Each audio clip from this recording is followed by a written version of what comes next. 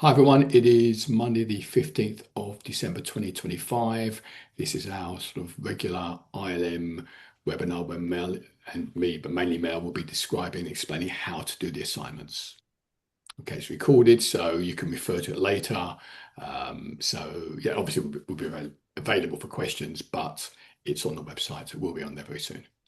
Mel, do you want to make a start? Okay, welcome everyone.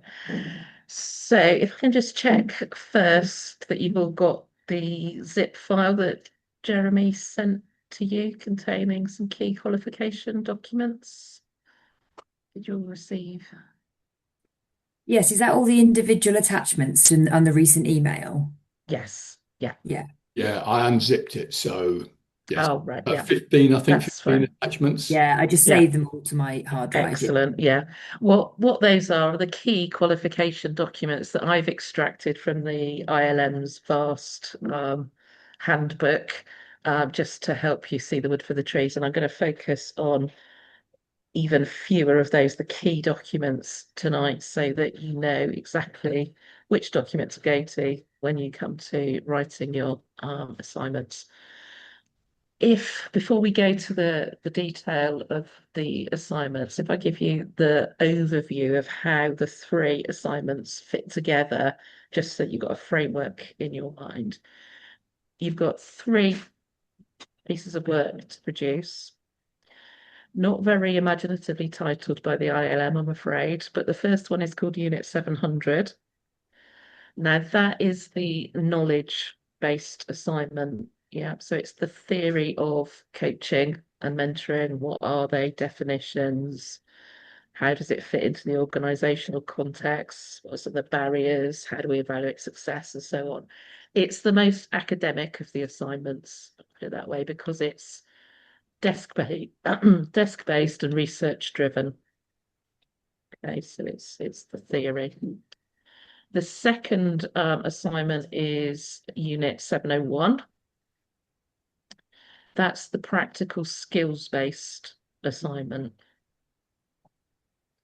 So rather than writing an essay for that one, what you'll be doing is putting together a portfolio of evidence that demonstrates that you've undertaken 20 hours of coaching with either two or three individuals who are at a senior level within an organizational setting. And I'll take you through the sort of template documents that you've got that will enable you to put that portfolio together in a moment when we dive into a bit more detail. Okay.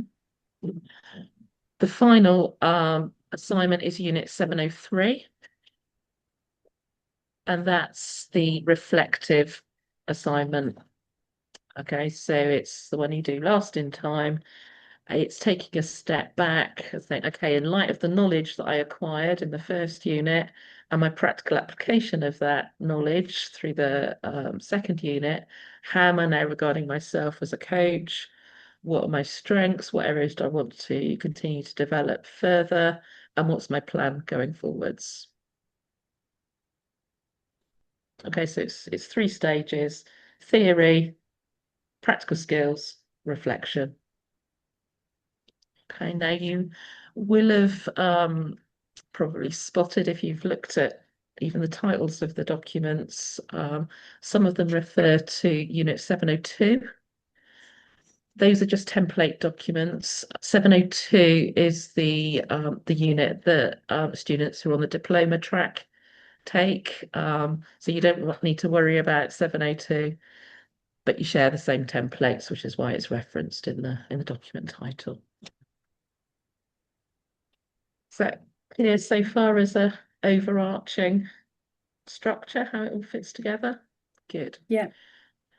Okay, so what we'll do now then is I'll take you through a little bit more detail, um, the first assignment, and then we'll look at the template documents for the practical 701 assignment.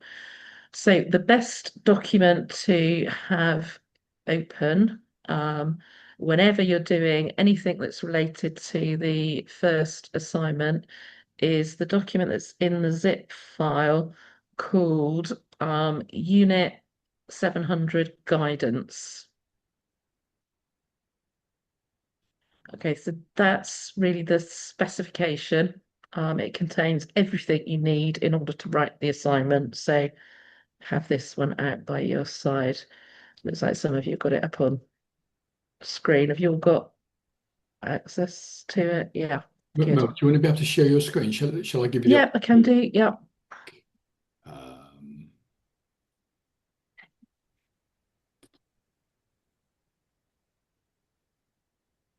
yeah. Okay, we'll see that one. Okay, so all the units effectively follow the same format. So you've got a series of learning outcomes. So you see the first orange heading here, a learning outcome. And each learning outcome is separated out into assessment criteria. So you'll see for learning outcome one, you've got 4 assessment criteria, 1.1 through to 1.4. Now, the assessment criteria are effectively the questions that you need to answer. Okay, so rather than thinking of this as a single piece of work like a dissertation, if any of you have written dissertations in the past, this is different. Think of it as a series of essay questions and answers. Each needs to be produced separately, okay, because they are all assessed separately and they need to stand on their own merits. Okay. Now, when we say separately, we really mean separately to the extent that you need to put the question exactly as it's written. And I stress that exactly as it's written. Don't paraphrase the question. Use the question as a heading. Yeah, so the document you will produce will have 1.1, critically compare the strategic purposes of coaching and mentoring at executive or senior level, and then you'll give your answer. And then you'll go 1.2, copy out the question, give your answer. Okay. Every year we have at least one student who paraphrases the questions and firstly falls foul of the ILM's requirement that you stipulate the question, but also trips themselves up by answering the question as they've paraphrased it, not the question as it was asked. So yeah, don't do anything to the questions, just keep them as they are. Okay. Mel, quick Yeah. question. You talked about separate. Are each of these in separate documents as well, or can you do it all in the same document, It but all just have needs to be title? in one document, but separated by the main headings. I mean, you can have subheadings within your answers, but you know, maybe start a new page at least with each of the main assessment criteria headings. Great. Thank you. Okay. And Debbie, 700 would be one document, 701 would be one document, and 703 would be a different document. But yes, Yeah. Yeah. So the assignments themselves will be separate, but there'll be one document each. Yeah. Yeah. Okay. So, I mean, the fact that it's been broken down like this, I think suits this sort of study where you're doing self-paced study because it means it's been broken down into a series of bite-sized chunks for you so you can focus on one thing at a time rather than having to hold everything in your head all at once. Yeah. It also means that sometimes you might think I'm repeating what I've said in response to a previous question. Don't worry. Yeah, if you need to say it again, say it again. Okay. Sorry, Mel, just to be clear, what's the title of the document? Because it seems like titles are quite important to get it right. Is it Unit 700, Understanding the Principles and Practice of Effective Coaching and Yeah, Mentoring it's Unit at Executive 700 or Senior and Level? yeah. So yeah, just Unit 700. Julie will send you if you haven't already got a front sheet that goes on the front so that effectively Ah, okay. gives you the Oh, front piece. have we Okay. been sent that already? Do you know? I'm not sure. And Julie's away now for a little while, but I'll make sure I Okay. send it to Yeah, you. no problem. Thank you. And Manira is joining us. Hi, Manira. Joanna can't make it, by the way, everyone. Hi, Manira. Hello. This Hi. this is being recorded, just so you know, but it's just for people who've done the ILM.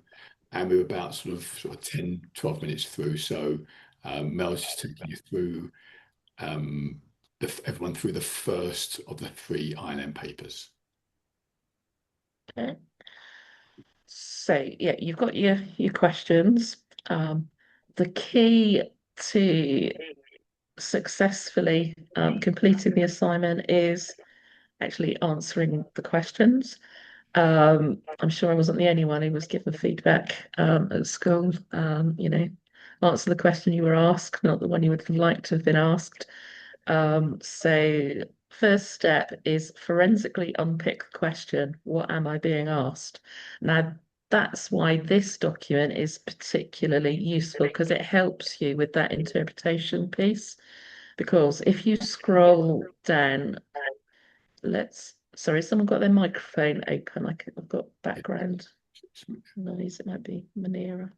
Thank you. And Mel, can I just say, Manira, we're looking at documents. I think I sent you an email 3, 4 weeks ago with about 15 attachments, and this is going to be one of the attachments. So Mel's taking you through that. It's the one called Unit 700 Guidance Doc. Okay. So if I take an example, how to use this question, let's look at question 1.4. Determine the relevant factors which can impact on how coaching or mentoring are integrated effectively at an executive or senior level. Now, you might look at that, I'm not suggesting you will, but you might look at that and say, oh, I don't know what sort of factors they've got in mind there. I don't know where to start with my reading and my research. Well, if you scroll down under the depth heading to 1.4, you'll see it gives you some ideas, organizational policies, procedures, commitment from senior management, etc., etc. Yeah. So you've now got some pointers. You might then think, oh my goodness, there are so many of them, I could write a book. How many do I need to cover?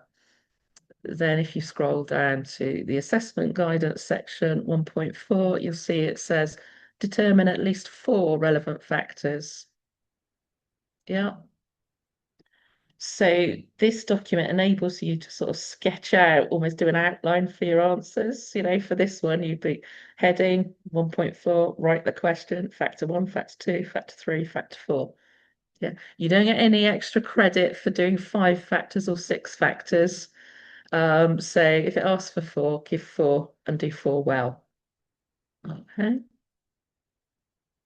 What some students do when they're doing their drafts is cut and paste the relevant passages onto their working documents. So you've always got it in front of you, what you need, so it keeps you focused and on track. But that's up to you. And obviously, if you do that, take them out prior to submission. Okay, so this document enables you to give a bit of structure to your answer, and importantly, know when enough's enough. Yeah, know when you've finished. The next step is then researching your answers. Now, this is a level 7 qualification, so it's not just looking for what do you think, what's your experience. It actually requires you to do a considerable amount of research in order to see what the experts are saying, what the research is saying, what the prevailing views are, and so on. Okay. You may give a bit of yourself in a conclusion, and in my experience, it's this as well. If you're using your own experience to support what you found in the research, that's fine. But just doing that isn't enough. Now, when you're doing your research and writing, you need to adopt the Harvard referencing style. Is everyone familiar with Harvard referencing? It's it's the most commonly used referencing system in English colleges, universities, and so on. It's just a way of crediting your sources. So as an example, when you're answering the first question, you might want to reference Sir John Whitmore's book, Coaching for Performance. In the text, you'd put, Sir John Whitmore defines coaching as blah, blah, and then brackets, Whitmore, comma, and whatever the year the book was published, which escapes me at the moment, close brackets. And then you have a table of references, which gives the full reference, Sir John Whitmore, Coaching for Performance, year, publisher, and so on. Because it's so widely used, there are lots of guides to how to Harvard reference. The one that I always go to if I want to check a reference is a website called Scribr, which is Scribbr. If you just put into Google Scribr Harvard referencing, that will give you a link to their easy reference guide, which just has lots of simple worked examples that you can follow. The other top tip I would give around that is if you're Microsoft Word users, Microsoft Word will automatically Harvard reference for you. If you set it up at the beginning of the document, you go through the References tab, and then you've got an Insert Citation button. You can select Harvard referencing, and then whenever you want to insert a reference, you just get a dialog box that enables you to dump the information, and it does all the formatting, and even better, produces your table of reference automatically. So, it may be worth spending a little bit of time setting that up. There's a Microsoft tutorial, if you go through the Microsoft help, that will help you to do that. Some students love it, others say, you know what, I'd rather do it manually. It's entirely up to you. Okay. But it is important that everything is referenced. In terms of where you go for your evidence, there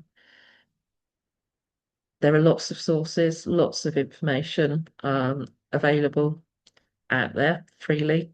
You'll never need to go behind any paywalls to get more than enough information to complete this assignment.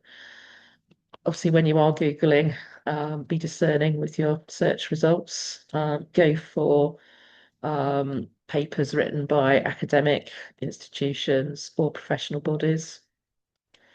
So each of the main coaching professional bodies, so the AC, the ICF, and the EMCC, all have websites with lots of freely available resources on them.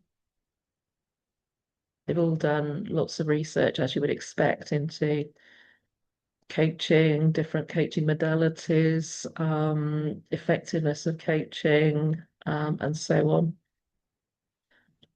Other professional bodies like CIPD, for instance, have also got a lot of useful coaching research on their websites. There's another website that I like because it's got a lot of high quality coaching research, is the Institute for Employment Studies.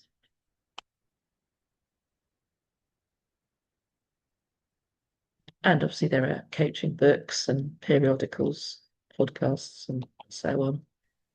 Plenty. So there's plenty of material out there. And I think also the ILM website as well. Yeah, sorry, I forgot the, the most obvious one. Yeah. Yeah, the ILM. Yeah. Also the Institute of Leadership will have some stuff on there. Yeah. Okay. In terms of length, that's a question that is usually asked. What's the word count? There is a suggested word count for this unit, for the whole unit, so all the questions, of 5,000 to 7,000 words. I would take that with a bit of a pinch of salt. There's no penalty for exceeding it, so you don't need to worry overly about word count. Treat it as a guide, but don't get hung up on it. If I tell you that for most of the questions, a sort of average length of answer would be 2 to 3 pages, in a normal size font with regular line spacing. Some of them are naturally a little bit longer, and those will be obvious. It's, the multi-limbed questions sometimes are a bit longer. But 2 to 3 pages would be as a rough rule of thumb. Okay. Any questions so far? I had a question, Hmm. maybe we'll get to it later, but when it says the organization and the organizational context, is that an individual organization that you're working with, or a kind of the concept of an organization? It can be either. My tip would be start broad, because if you go too narrow too soon, so I've had quite a lot of students over the years who've worked maybe for the NHS or particular organisations, and they've focused in on that single organisation. It doesn't give you scope to go as broad as you might otherwise go with your answers. So you're narrowing down your answers by having a narrow context. What I would suggest, say, for 1.2, for instance, which asks you to critically review the organizational context, I would talk about, you could have public sector organizations, private sector, small SMEs, you could have voluntary body. You could talk about all of those, and then you could narrow it down and say, in my experience working with a particular one of those. Yep. So don't put yourself in a straitjacket of just focusing on one organization if that is limiting. Okay. But would you be marked down if you only spoke about your organization, or No, the... you wouldn't be marked down, provided you hit the breadth of the question within your own organization. All I'm saying is that for some students, that's then a struggle if they're narrowing their focus to their own organization, whereas they might easily be able to answer the question if they went beyond their own organization. Okay, because it just seems really hard to talk about all organizations ever in terms of like those four.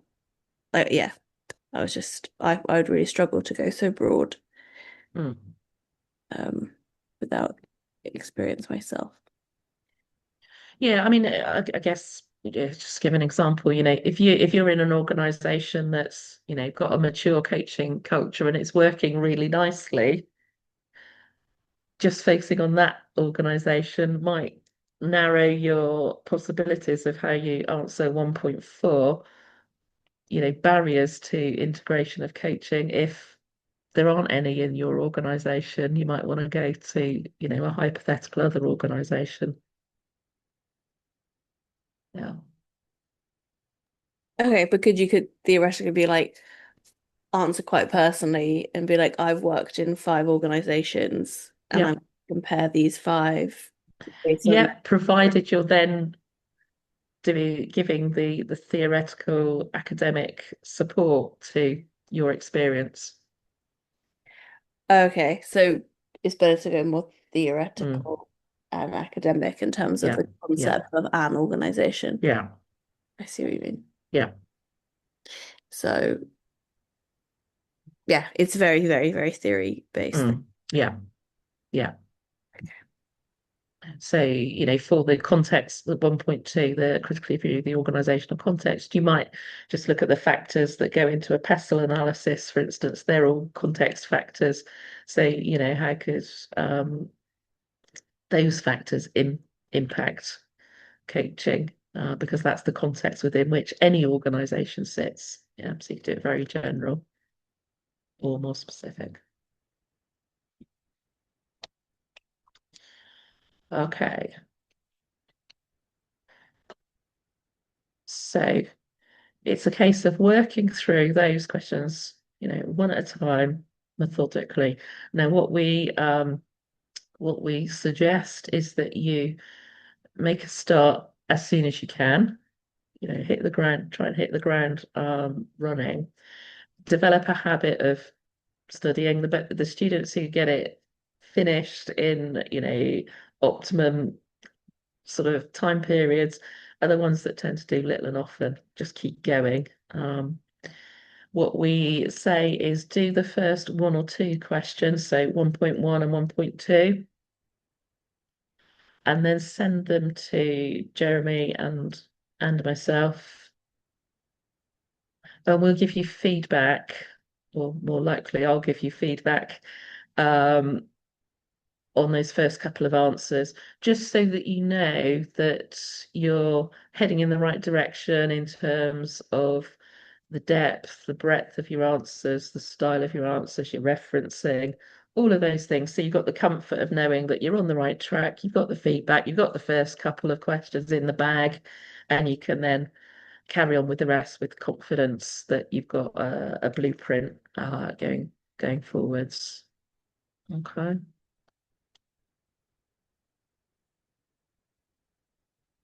Anything you wanted to add, Jeremy? Just to reiterate what Mel has just said, we're going to insist on you doing that, because we've had people who haven't done that sent us the whole of paper 700, and then Mel has had to go back and say, well, actually, you need to redo quite big chunks of it. So make it easy for yourselves. Send us the first couple. We'll give you feedback, and then act on that feedback going forward. Yeah.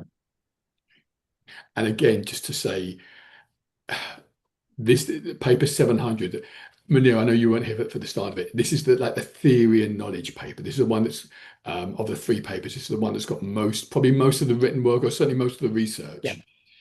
If you get this one done relatively quickly, it's all easy from there. So I know we've got Christmas and whatever coming up. Some of you are going to be really busy. Some of you will have time though. So get cracking as soon as you reasonably can do. And if you set yourself a target, sort of, I don't know, March, April, May to have this paper done, then it's pretty straightforward, because we give you 12 months to do this basically from now. Okay. So just to finish this one off, obviously I've been focusing on learning outcome 1 there, but you'll see you've got learning outcome 1, which has got 4 questions.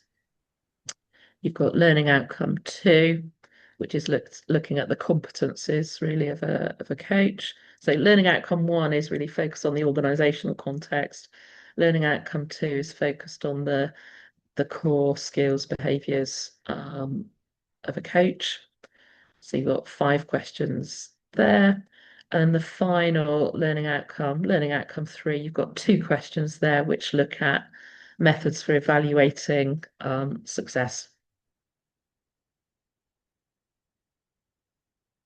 But for each of those learning outcomes, you've got the depth and the assessment guidance that help you to interpret the questions. Okay, and that's it for unit 700.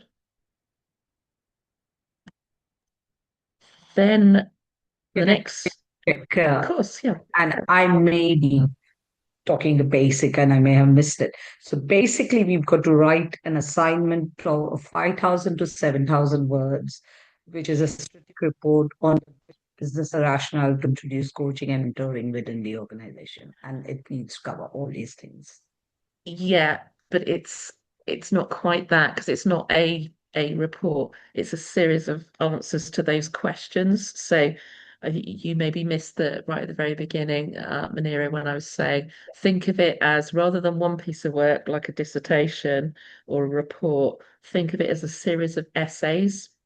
So each one of those assessment criteria is a question that you need to answer. Okay, and you need to write the question verbatim as it's in the document, and then answer it. Then the next question and answer it, because Not they're to assessed structure it, separately. not to structure it like a strategic report, to structure it as a question and answer. So literally 1.1, critically compare the purpose of coaching and mentoring at an level. I'm guessing you've read that title and then explain that. Yeah, I'm guessing you've probably read, Manira, the assignment brief, which does offer up the suggestion that you could write it as a strategic report for the first learning outcome, and the second learning outcome is then as a handbook. You can Yeah. do it that way. I firmly believe that that overcomplicates it, and students who do it that way tend to trip themselves up by focusing too much on presenting as a report and less as an academic piece of research. Okay. Yeah. The next question is whether you all have any template which has all these questions, like to stop us from missing anything. That's the document I was sharing with you. Okay, I've got that. So these are the unit 100 Yeah, so you've got the criteria and questions. the Let me put it up. template. Let me put it up if I can find the document again. What you could do, Manera, is literally copy and paste the And make that into titles. Yeah. exactly that the assessment criteria, 11 questions, just copy them into a document, Yeah. and then just do the answers for each of them individually. So here's your questions. 1.1, that's the first question. 1.2, second question. 1.3, third. 1.4, fourth question. And as I said, I think probably before you arrived, each one is probably 2 or 3 pages long, each answer. So just to make sure it's only unit 700 that you've got to cover in the assignment, not the unit 701, which has a very I'm going to similar come on to structure. that. You've got Okay. 3 assignments. What I would suggest, Manir, is Assignment. make sure you watch the beginning, the bits you missed, because you've got 3 Okay. assignments. 700 is the first one, 701 is the second, and 703 is the third. I'm going to come on in a moment to talk about 701 and 703. Okay. And just to add, folks, so one of the reasons they're called assessment criteria is that each of those individual 11 assignments for paper 700 are individual pieces of work, and you would need to pass each, all 11 of them. If by some chance, and this is part of the reason why Mel and I are asking, I'm insisting on you sending in the first couple of assessment criteria at the start. We will give you feedback. If by some chance one of them is not quite exactly as Mel would want, she'll just give you feedback and just add a few bits, take a few bits out. It's not like an exam where you've only got one shot. You can redo it. So there's no, so it's pretty straightforward there. The other thing also is that it's pass or refer. It's not like with a master's degree where you get commendations and distinctions. So it's really not helpful to write war and peace on this. Good enough is good enough. Okay. Okay, so to move on, should we move on to the next assignment? Yeah. So the next assignment is 701. So as I said, that's not so much writing an assignment as putting together a portfolio of evidence. Evidence that you have completed 20 hours of coaching with 2 or 3 individuals. So those are your sort of the stipulations. It's 20 hours with minimum of 2, maximum of 3 individuals, and they all need to be at senior executive level within an organizational setting. Now, that doesn't mean they need to be in a massive organization. What's important isn't so much the job title as the responsibilities of the individual, because obviously organizations are structured differently. Some have very flat structures, others have very hierarchical structures. Some organizations, everyone's a vice president of something, whereas other organizations run a much leaner management structure. So what's important is that the individuals that you are coaching have a strategic sort of input into the business. So they're responsible not just for their own performance, but maybe for the performance of a business unit or a region or business as a whole. So it could be, the owner manager of a fairly small organization. They're responsible for everything. Yeah. So you're not just coaching for individual performance, you're coaching for business performance. So their role feeds into the bigger picture.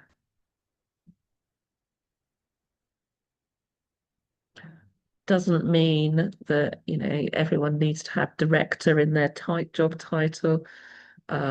It's take a view. If you're unsure as to whether any of the individuals you're proposing to coach meet the criteria, just ping Jeremy or I an email and we'll give you a yes, of course, absolutely, or maybe not.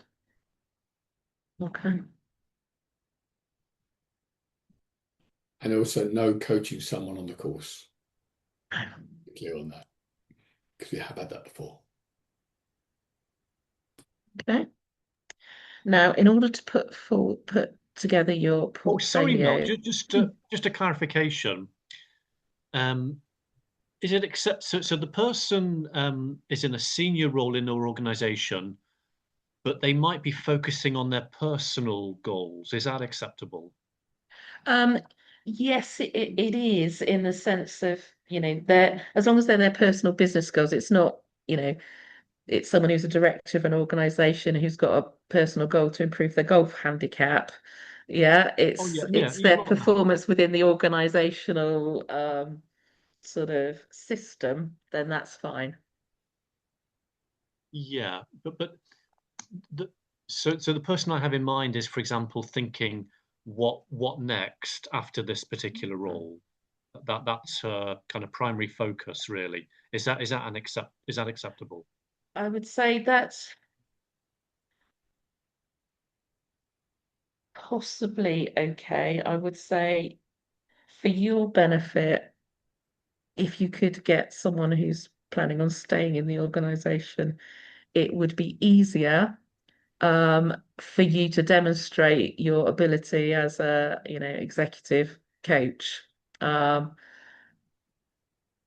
if you had the other two who were squarely in that sort of territory, and this was your third, then that would be okay, but you wouldn't want three people Yeah. Okay.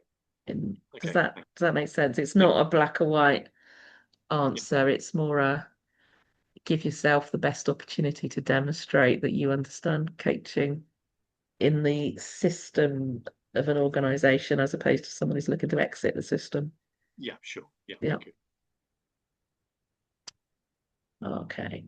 So you've got a set of documents that if you use these templates, you will by default be satisfying all of the assessment criteria for Unit 701. Okay. So the first set of documents to look at are the ones that are called Unit 701, 702 Diary Doc. I'll open them up on my screen and share them with you, but that's the reference.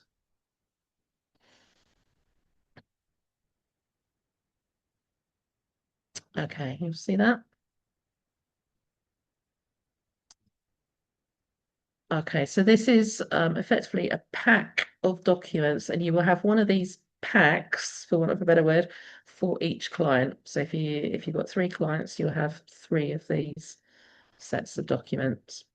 I'll take you through and page by page, but the first 5 pages you'll be doing once for each client, and the last page you'll be doing every time you have a session.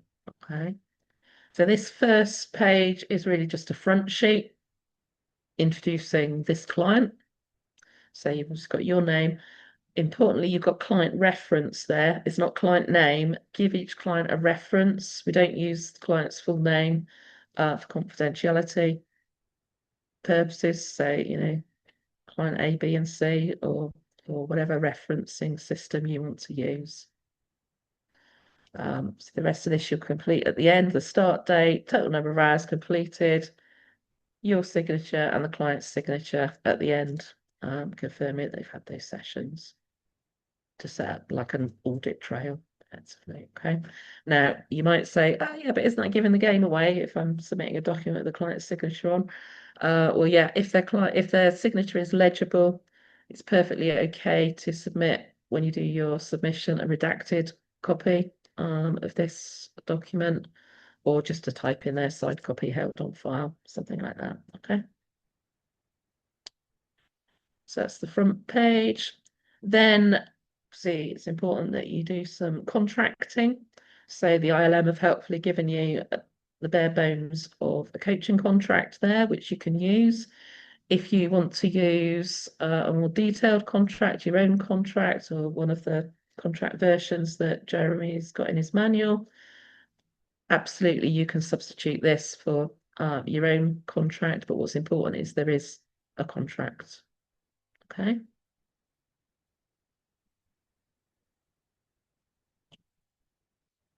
Then we look at what you might record when you have the initial meeting or chemistry session with the client. So these next few pages are just capturing some of those initial details. So profile of the client and the organizational context.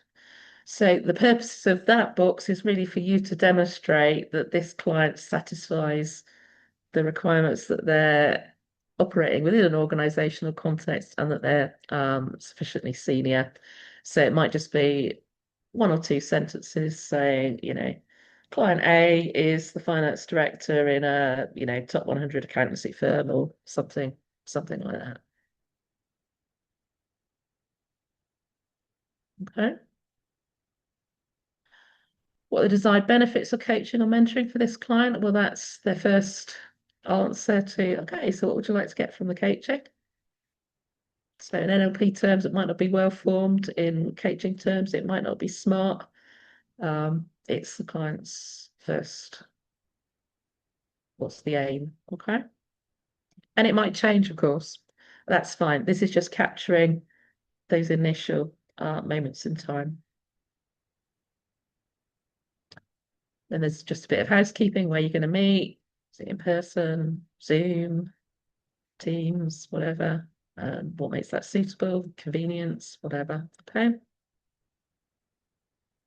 And then plan duration and number of sessions. Again, it's your current best guess at the outset. It might change. That's fine. So that's the initial. So just a quick point to that. My tip for you in terms of duration of the session and number of sessions. So as Mel said, it's 20 hours of coaching. It's not 20 sessions necessarily. So most of the senior level coaching I do, or with senior people, is at least an hour and a half, if not 2 hours a session. So if you go for something like an hour and a half, it's fewer sessions. So you can if you're doing it roughly once a month, then you'll be able to do it in a shorter period of time if the sessions are an hour and a half compared to if you do it for 1 hour. And this will be less to write up as well.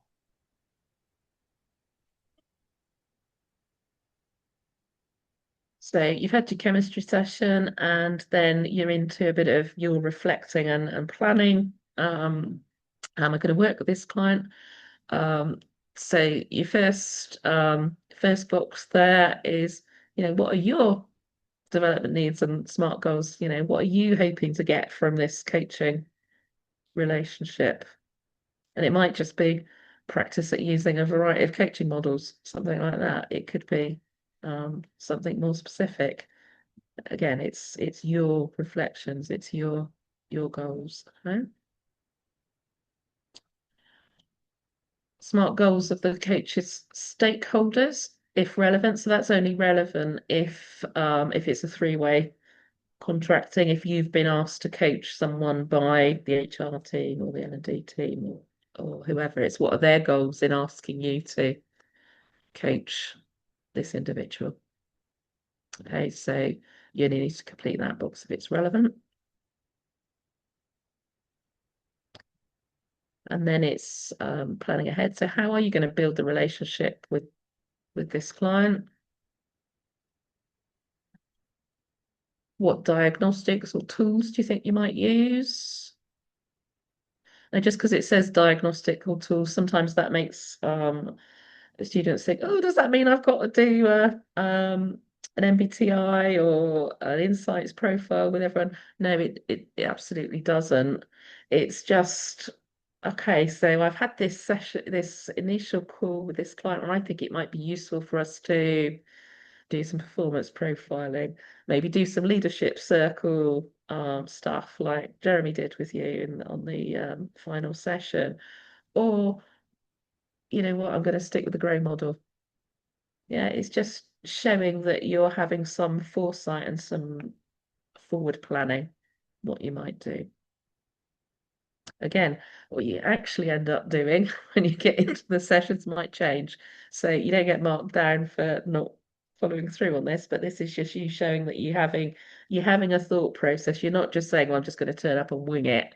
You're having some conscious thinking around it. Okay.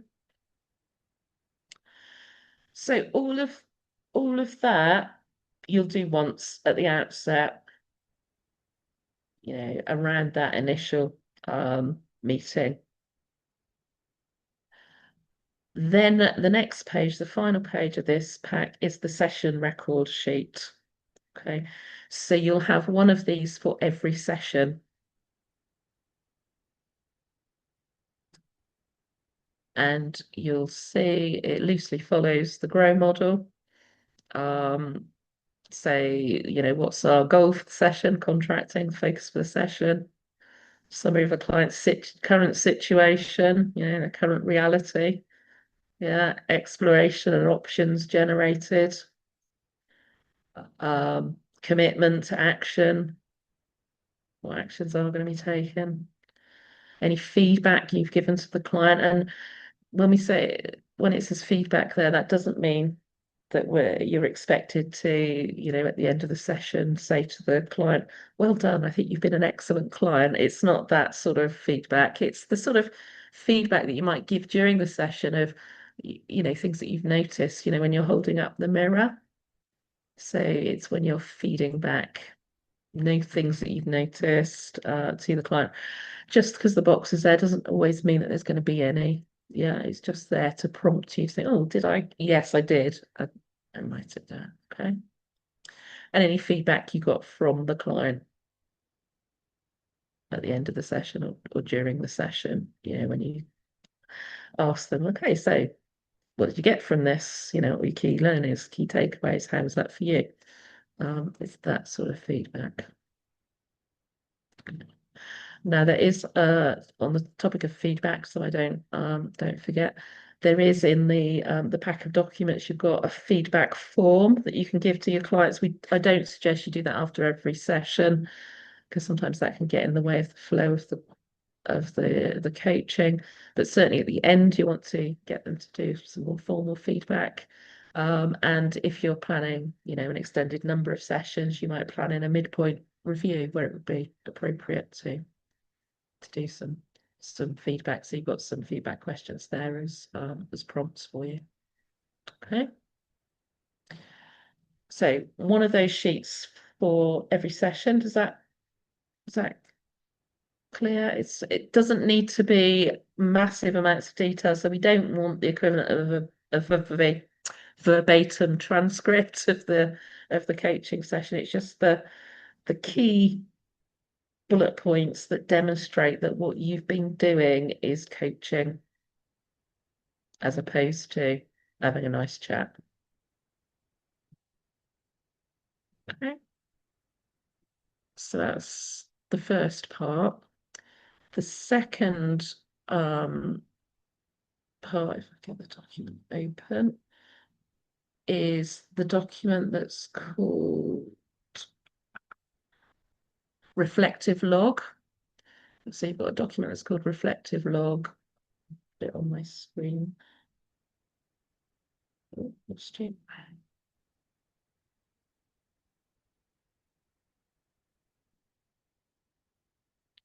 okay, so it's just called reflective log, unit 701, 702. It's another form, and this is for you to capture your reflections after each session. So overall, how did the session go? How was the contracting? How would I listen, etc., etc. The one that always makes me smile is, was I ethical and non-judgmental? Because 99% of the time you'll just be putting yes. there. But it's a good opportunity if you're presented with a bit of an ethical dilemma, it's good to use that box to demonstrate how you handled it. Of course, you operated ethically, but you were challenged, so you've got the opportunity to put that there. Based on your reflection, what do you need to improve for the next session? So it's developmental. And the final box, what do you need to improve or bring to supervision? Okay. So as part of this, you'll be getting supervision with Jeremy. And what we're looking for in the portfolio is that there's a sort of a thread that runs through. So you'll have your session, you'll reflect on your session, maybe identify some things that you need to work on. You'll bring them to your supervision session and you'll make a note of it, and then you'll act on it in the next session. So you'll see how, so when we look at the portfolio, we see, reflective learning in action. Okay. Did you want to talk about supervision, Jeremy, at this point? So, a couple of things. So supervision, again, it's part of the ILM's requirements. Basically, it's going to be a session where, or 4 sessions where we talk about the clients that you're coaching, what's working, what choices you're making during the session in terms of here's the presenting situation, this is my approach to it. I may ask what else could you have done. I may ask what worked, what would you do differently, what did you learn, what challenges you have. So these are the sorts of things which will come up in the supervision sessions. Any questions on what supervision is? I'll recap it when we actually meet each other. Any, Manila? And I'm sorry. So just want to check, the supervision session is one-to-one between us, not with the client. Correct. So it'll be, for example, Manila, you and I would have a Zoom call. Yeah. And you would talk about your clients and the situations. You don't have to name them. It could be client A, B, and C. All everyone knows what the brief sort of, information about their job title, what their goals are, and how you've approached the coaching session. From a logistical point of view, I would say, given there's going to be 4 sessions and 20 hours, to have a session with me roughly every 5 hours, so 5, 10, 15, and then 20 hours. So drop me an email a week or so before you think you're going to be done. Sort of there's 5 sessions, the 10th, the 15th, or the 20th hour, or not the session, the hour. And then we'll put something in the diary. But I'll be leaving that to you. It's up to you to let me know when you're going to be hitting those kind of mini milestones. So if you're going to have a minimum of 2 clients, then those 5 hours could be divided between 2, or we do 1 client 5 hours, and then the next. Whichever one comes first. Could be any So, day. yeah. So if you start them both at the same time, and you've had 3 hours with one and 2 hours with another, fine. Or if you've got three clients and an hour and a half each, if it's 4.5 hours or 5.5 hours each time, it's fine. But roughly, if you aim for 5, 10, 15, 20 hours, then it gives you time to incorporate whatever the feedback or the supervision points arising into the subsequent sessions. And by the time you get to the point where you're having that supervision, you'll be absolutely clear about what supervision is and supervision models, because you'll have answered a question on Unit 700 about what supervision is and the benefits of supervision and so on. So that'll give you the framework for it. Just to be clear, though, in terms of timing, I think now, with the exception of you, Debbie, and everyone else, because you've completed the course, you could do the 20 hours and the paper 700 concurrently. You don't have to wait till you've done all of paper 700 before you start the coaching. Debbie, I'd prefer, if you please, given that there's still the 4 days of the NLP to be done, if you could wait until then, but before you start the coaching, we could start lining people up. And obviously you could just focus on paper 700. Yeah. Okay. So that's the reflective log. So when you're putting together your portfolio, you have all the coaching diary documents, the session records, And after each session, you'll have a reflective log, next session, reflective log, next session, reflective log. Okay. And you've also got a document on that attached to that email that's called Outcomes of a Supervision Session, which is just a sheet for you to record what happened in the supervision. So again, that goes into the portfolio. Okay, so if you use those documents, as I say, by default, you'll be dealing with the 701 assessment criteria without having to do any extra writing or justification or explanation. Okay, everyone clear about that? Yeah, good. Okay. Well, can I just add one or two bit? So although the ILM say 2 or 3 people, I think I would strongly recommend you do 3. Yeah. For a couple of reasons. One, you're just going to get or 3 reasons actually. One, you're going to get a broader depth. Also, a broader width, breadth, a broader depth, a broader breadth of coaches. Secondly, it's fewer hours to do with each client. And thirdly, occasionally clients will drop out for whatever reason, for personal reason. So if you've got 3 and one person drops out, you've still got the 2 you could do a couple of extra hours with. Also, if you happen to have a coaching business already and you want to be, if you're coaching 4, 5, 6 people, great. You can only have the maximum of 3 as part of the ILM process. You can refer to other people in passing, that's fine. But you can only have 3.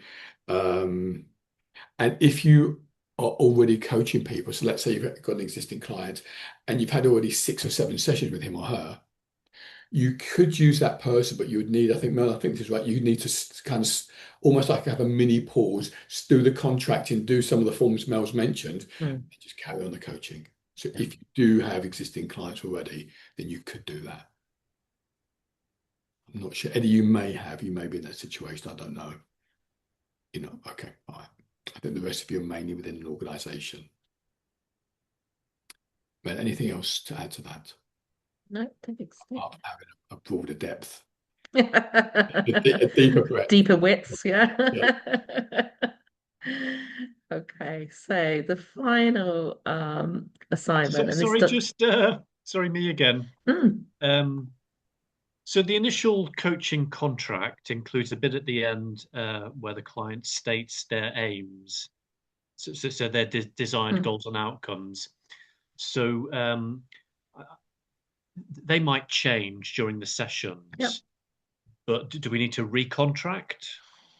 Oh, you'll be recontracting in the sessions, but you don't need to alter the documentation, if that makes sense. Yeah, you'll absolutely be. I think it's the last time we were dealing with this. And now you want to deal with that, is that right? Okay, so you're So that's recontracting. fine. Yeah, So because in theory, life happens and plans change. So yeah, the person could have completely different goals Yeah. after 5 or 6 months. Okay, Yeah. so that's fine. That's not going to Yeah. contradict what Yeah. was in the original contract. Absolutely, because what will happen is you will see that flow. You'll be able to follow the story through the session records and the reflective logs and say, oh, it started out with that goal, and I see in that session something new was raised and there was recontracting. Okay, now we're going to focus on that goal. So you can see how it unfolds throughout the portfolio. Thanks. This is real life, Eddie. This is what happens. Yeah. Yeah. Okay, so on to the final assignment. So for this one, the key document is the Unit 703 guidance document. Share that with you. So it follows, as you see, exactly the same format, looks very similar to the Unit 700 guidance document. And again, you've got the learning outcomes separated by the assessment criteria. So as with the first assignment, same rules apply. write the question, 1.1, analyze those strengths, areas of development, and the effect force coach or mentor, then answer it. Okay. And then 1.2, write the question, answer it. And again, you've got the depth and the assessment guidance sections that direct you to what to include in your answers. Now, that's maybe where the similarities end, because this is the reflective assignment. It's not the academic research driven. This is you reflecting on your own practice. So rather than using the evidence of, what the great and the good have written, or the academic institutions or the professional bodies, you're using your own evidence. So for instance, 1.1, analyze own strengths and areas for development. You might, do a SWOT analysis there. What are my strengths, what are my areas for development? When you're putting forward a strength, give an example, cross-reference with your coaching diaries. Yeah, so when you say, one of my strengths is my marvelous active listening, as is evidenced by the feedback I got from client C at the end of session 3. Yep, so you're giving some signposts so that the assessor can go back and check if they wish. But it's not, it's not just me saying it, it's evidenced there. Okay, so, and you'll see the questions and the depth and the guidance sections ask for an evidence-based analysis. So when evidence is used in that way in this assignment, it's your own evidence as opposed to evidence from books or reading or research. Okay. So basically for this one, it's less writing, and there's less narrative writing. Some of the questions require it, but more often you will be doing a SWOT analysis, for instance. For 1.3, if I tell you the easiest way to approach 1.3 there, critically review and own ability to perform effectively with coach or mentor, easiest way to do that is to create a self-assessment form for yourself using one of the competency frameworks. So create a form where you've got competencies down the left-hand column, give yourself a rating out of 5 or 10 for where you think you sit in relation to that competency. And then in the final column, give a bit of justification with evidence why you've given yourself that score. And you did some of that on the, I think, day 5, day 6 core coaching skills as well. To look at the Association for Coaching's competencies, you scored yourselves. Yeah. You kind of done some of that anyway. Yeah, so it's more doing exercises like that as opposed to writing reams and reams. And you'll see when you get into the twos, 2.2 asks you to provide a detailed professional development plan for the next 12 months. You've got a template for that. If I stop sharing, I'll tell you where the template is because it's quite well hidden by the ILM. Yeah, if you go to the document that's called Unit 703 Reflective Journal, it's the very last page. I'll put it up on the screen so you know what you're looking for.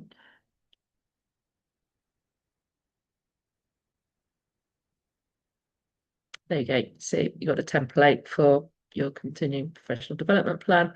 And again, if you use this template by default, you'll be satisfying the assessment criteria because it's got, what's the objective, the benefits to you, benefits to your client, benefits to your role, current level of competency, what support you'll need, actions, and so on. Okay, so you've got a template there. You've also got, I think most people know what a SWOT analysis looks like. There's a SWOT analysis template there as well. Okay, so that's in the reflective journal document. So really, that final assignment, although it looks similar to the first one, most students will do relatively quickly because it's one piece of, reflection just imported into a variety of different models or tables. So it's in terms of time taken, it takes much less time than Unit 700. And if you've been using the templates for your portfolio, you've done all your detailed reflective logs as you've been going, you've got lots of material to then use in the final essay, and it makes that final essay assignment much easier. Yeah, Manira. I think I may have missed it. So how long does 703 need? There's not really a word count for that because it's not really As writing long as you in. cover the points. No, it's like you'll see most of the depth and the assessment guidance talk about, use 3 models or three tools or whatever. So, it might be a SWOT and a self-assessment. So there's not a lot of writing, but the couple of questions where it is more narrative, again, similar would apply, maybe 1 to 2 pages for each of those.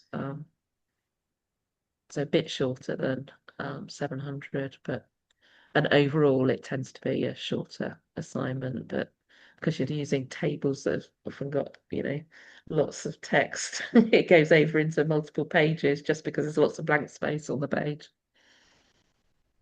And I may have missed it, but 702 requires you to 60 hours, is it? Or we skip 702 702? isn't relevant to you. 702 is the unit that students who are taking the diploma have to complete. You're all doing the certificate. The only reason 702 is referenced is because some of those documents, the template documents, apply to both qualifications. But Okay, you're so doing it's 701 and 703, not 702. so 700 and 701 can be running side by side, Yeah, but 703 can only happen after you've done yeah, 701. yeah, So yeah, that will be towards the end of yeah, the process. absolutely. Good. Any other questions about that assignment or indeed about any of them? One thing I'd like to add, in your manual on page 1515, the ILM manual, 1515, there's about 3 or 4, I think maybe 5 pages on assessment verbs. So you'll see a lot of those assignments and the assessment criteria would either say critically compare or discuss or evaluate. In the manual, we go through a bit of detail in terms of what each of those words mean. So when Mel said earlier, read the question and answer it, I'd have it if I were you, I'd have a look through those few pages. Yeah. Just to kind of, get it clear in your mind. What section was that, Jeremy, please? 15. So section 15, page 15. I think, let me just check. It's page 149 of the PDF. Thank you.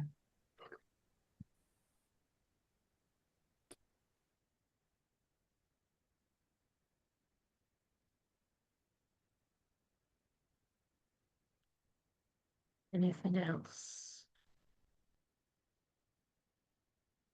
No? Good. Anything else you want to cover? I don't think I've missed anything, Jeremy.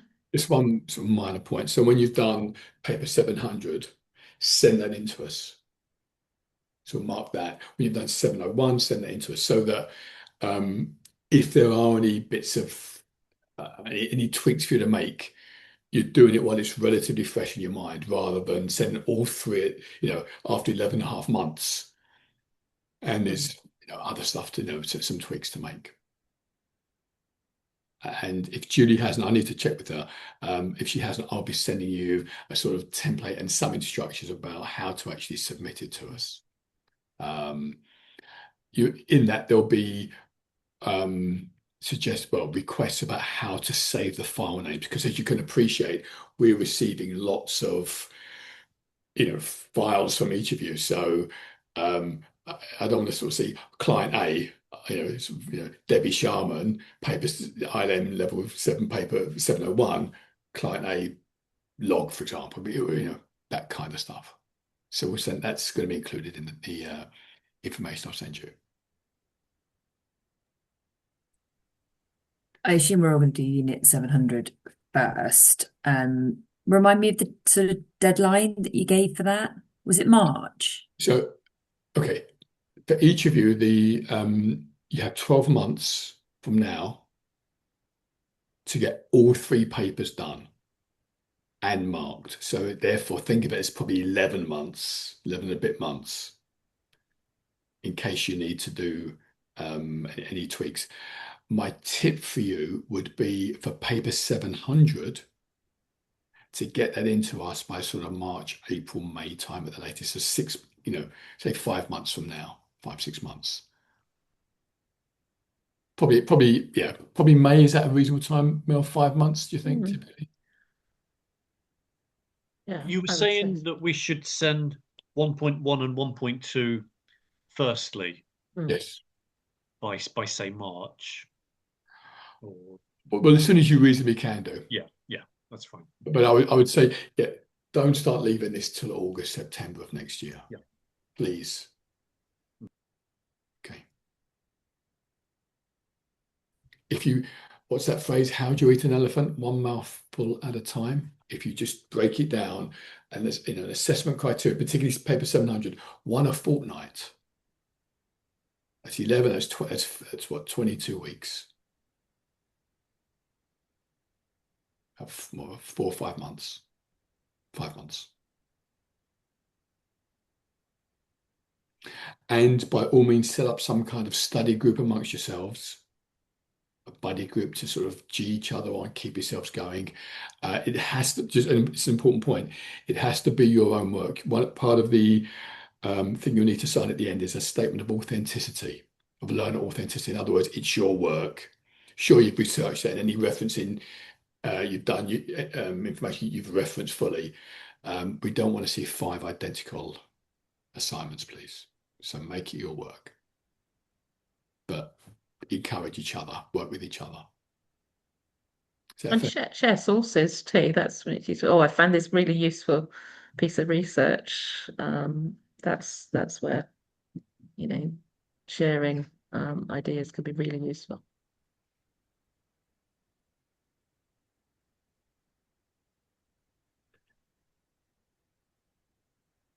Anything else, folks?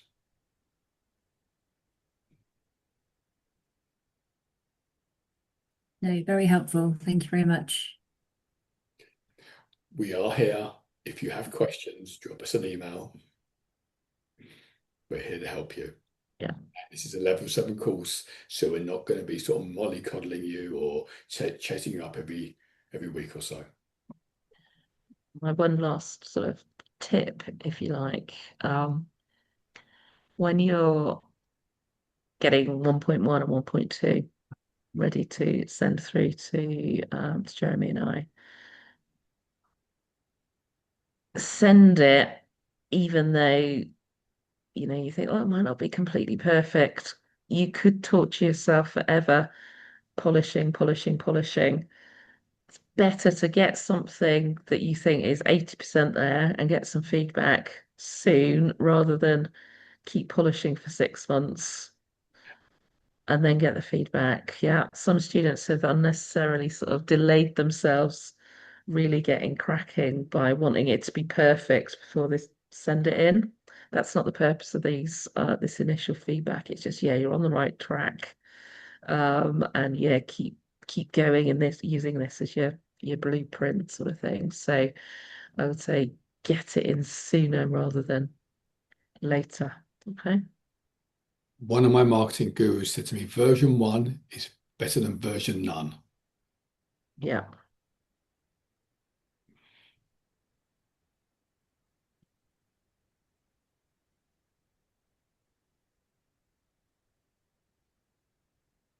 And if by some chance any of you have a perfectionist streak, ask it to temporarily leave. Good enough is good enough.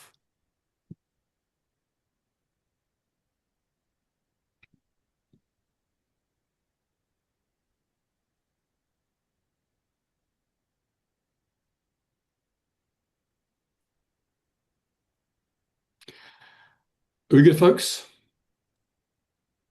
Okay, All good. so I will email each of you, or together with the link to this. My IT guy will take a few days to get this up on the website, but essentially it's lazarus.com/ILM-alumni.